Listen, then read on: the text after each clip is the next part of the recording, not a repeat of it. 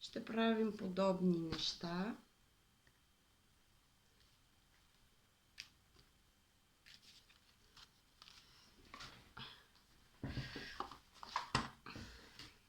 Това е нашата гама, която съм избрала.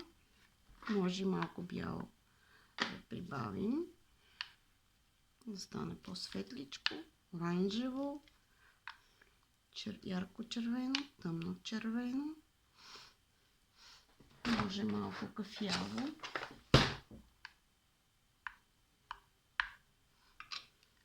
Правим фона. Почти никога не става отраз. Слагаме и бяло, оранжево, тъмно червено. Гладим.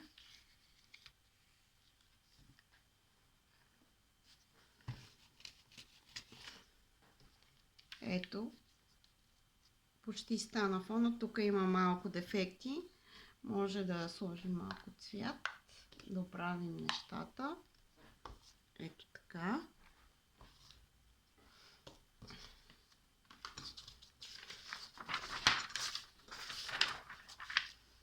Сега ще сложим специфични шарки, рибена кост. Те са ми любими. Може също спираловидни. Не стана много добре. Ще сложим малко цвят.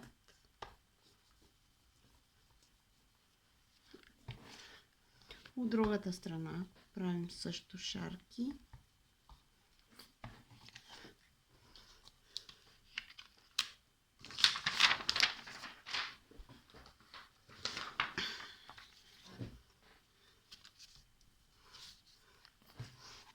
След което правим S-образни листни елементи, листа. Да украсим картичката с тези листа. Те могат да минават и през другите шарки. Така, тук може да прибавим една палмичка.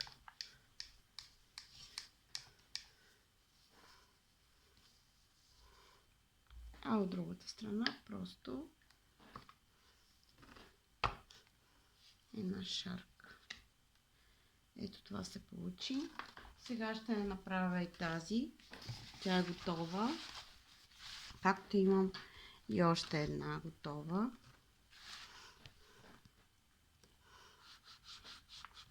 Рибена кост. Не се получи. Ще сложим малко светъл цвят.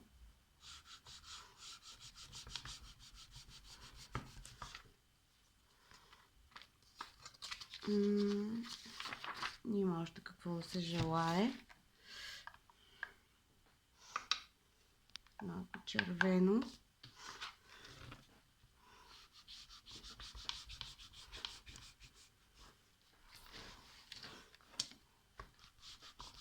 Го оправяме.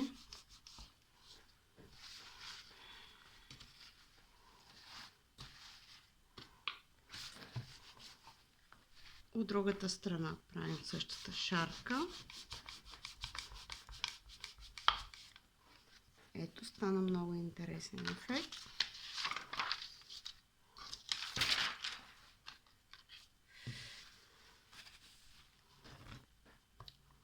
Слагаме.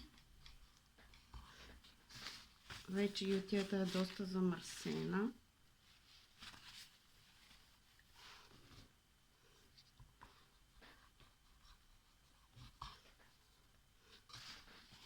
S-образни движения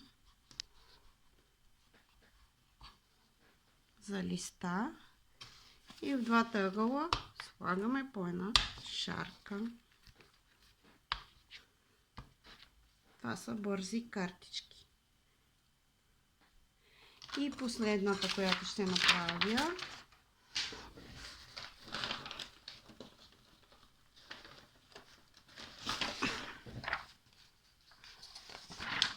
ето тази. Също готов фон. Отново правим рибена кост. Ето тук се получи. Понякога се получава доста по-добре.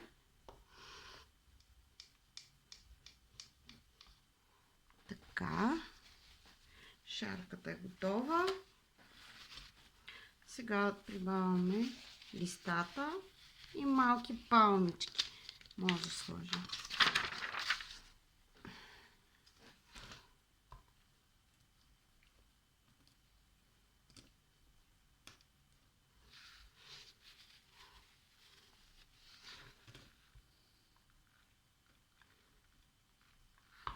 С-образни движения. Виждате как е композицията в триъгълник. Тук слагаме едно акцентче и това е достатъчно за тази картичка. Тя е декорирана. Ето. Стоп.